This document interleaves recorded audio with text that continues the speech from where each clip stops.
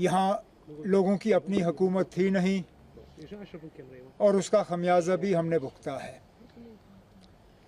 आज चलिए देर आए दुरुस्त आए, इलेक्शन कमीशन के तरफ से 3 फेजेस में इंतखाबात के तारीख का ऐलान हो चुका है और बड़ी जल्दी से जो है ये शेड्यूल जो है समाप्त होगा। शायद 87-88 के बाद ये पहली मर्तबा है कि इतने कम अरसे के अंदर और इतने कम फेजेस में इलेक्शन जो हैं जम्मू कश्मीर में कराए जा रहे हैं। जाहिर सी बात है कि पॉलिटिकल पार्टीज़ के लिए ये एक नया तजुर्बा होगा, लेकिन मैं नेशनल कॉन्फ्रेंस के तरफ से इतना ही कह सकता हूँ कि हम पहले से ही इस दिन की तैयारी में लगे हुए थे और बिल्कुल फौरी तौर हम अपना इलेक्शन का सिलसिला जो है वो शुरू कर लेंगे। इसके साथ साथ इलेक्शन कमीशन ऑफ इंडिया की तरफ से अभी जो मैं उनका प्रेस कॉन्फ्रेंस सुन रहा था, उन्होंने फ्री और फेयर पोल्स पे बहुत ज़ोर दिया। उन्होंने सिक्योरिटी को लेके किसी तरह की पॉलिटिक्स नहीं होनी चाहिए उसका ज़िक्र किया। तो मैं फौरी तौर इलेक्शन कमीशन से गुजारिश करना चाहता हूँ, हम उन्हें एक चिट्ठी भी भेज रहे हैं आज कि लगातार पिछले 24 घंटे में जो बेशुमार यहाँ ट्रांसफ़रें हुई, इलेक्शन कमीशन को उनका फौरी तौर जायज़ा लेना चाहिए। इतने सारे अफसर अचानक ट्रांसफ़र किए जाना, हमें तो शक है कि ये हुकूमत, दिल्ली की जो हुकूमत की पार्टी है बीजेपी, उन्हीं का लगाया हुआ लेफ्टिनेंट गवर्नर है यहाँ पे। बीजेपी को मदद और बीजेपी को फ़ायदा और उनके जो सहयोगी बी टीम, सी टीम, डी टीम है यहाँ पे, उनको मदद पहुँचाने के लिए ये ट्रांसफ़रें कराई गई हैं।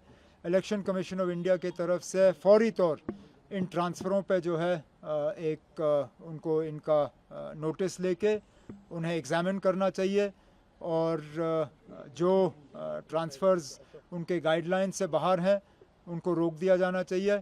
और इसी के साथ साथ जो पिछले 1-2 साल में मेन स्ट्रीम पॉलिटिकल पार्टीज़, खासकर वो जिन्होंने बीजेपी और बीजेपी के एजेंडा की मुखालफत की, हम लोगों की जो सिक्योरिटी कम की गई है, कुछ ऐसे लोग हैं जिनकी सिक्योरिटी पूरी तरह से पिछले दिनों विड्रॉ की गई, फौरी तौर इलेक्शन कमीशन के तरफ से इसमें ऑर्डर दिया जाना चाहिए और मेन स्ट्रीम जो non BJP allied political parties हैं उनकी सिक्योरिटी जो है फौरी तौर रिस्टोर की जानी चाहिए।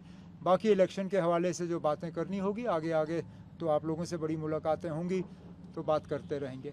बताइए ना, देखिए यहाँ से शुरू करते हैं फिर यहाँ तक पहुँच जाएंगे। देखिए ना, जहाँ तक मेरे अपने इलेक्शन लड़ने का सवाल है, हालांकि मैं अभी भी अपनी जगह ये मानता हूँ कि मैं इलेक्शन लड़ना नहीं चाहता हूँ। हकीकत ये है कि तंजीम के अंदर से और बहुत मेरे ऊपर दबाव बना हुआ है। अब मैं अपने तंजीम के साथियों के साथ बैठ के बात करूँगा और आने वाले 1-2 दिनों में किसी न किसी नतीजे पे आ ही जाऊँगा। मेरे लिए मुसीबत ये भी बनी हुई है कि मेरे वालिद साहब, जिनकी उम्र भी बहुत है, तबीयत भी उनकी बीच में ठीक रहती नहीं है, उन्होंने यहाँ तक कहा कि अगर मैं नहीं लड़ता हूँ तो फिर मजबूरन उनको मैदान में उतरना पड़ेगा। ये भी अब मेरे लिए एक परेशानी की एक बात बन गई है। अब साथियों से मशवरा करके, फारूक साहब से बात करके आने वाले दिनों में किसी न किसी नतीजे पे आ ही जाऊँगा। क्या लोकसभा चुनाव के दौरान जो कांग्रेस के साथ अलायंस या इंडिया गठबंधन था? नहीं, इंडिया गठबंधन तो था। मैं आपसे ये शेयर कर सकता हूँ कि कुछ दिन पहले कांग्रेस के कुछ सीनियर लीडर दिल्ली से आए थे। एक राउंड डिस्कशन मेरी उनके साथ हुई थी इस बात पे कि क्या हम मिलके इलेक्शन लड़ सकते हैं या नहीं, लेकिन बदकिस्मती से वो यहाँ बिना हाई कमांड के, अपने हाई कमांड के किसी इंस्ट्रक्शंस लिए बिना यहाँ आए थे, तो हम उस डायलॉग को आगे ले नहीं पाए। अगर आज कांग्रेस के पास कोई कॉन्क्रीट सजेशंस हैं या उनके पास कोई कॉन्क्रीट आइडिया है जिससे कि हम मिल बैठ के कोई अंडरस्टैंडिंग कर सकते हैं, तो हम ज़रूर उनसे बात करने के लिए तैयार होंगे।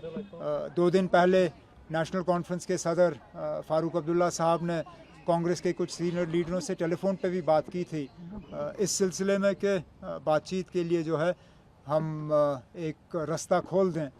अब इलेक्शन तो अब हमारे सिर पे है, ज़्यादा वक्त रहा नहीं, अब देखते हैं इन दिनों में हम क्या कर पाएंगे। क्या बाकी किसी पार्टी से गठजोड़ की कोई उम्मीद?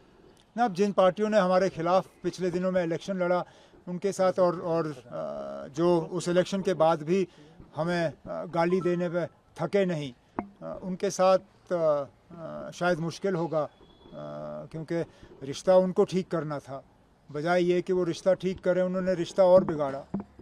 लेकिन चलिए अभी देखते हैं किस तरह के हालात बनते हैं, वक्त ज़्यादा है नहीं हमारे पास। जिस तरह के हालात है सर, पिछले दिनों जो सिक्योरिटी सिचुएशन हुई है उसको देखकर आपको क्या लगता है कि चुनाव जो है सही मायने में हो जाएंगे?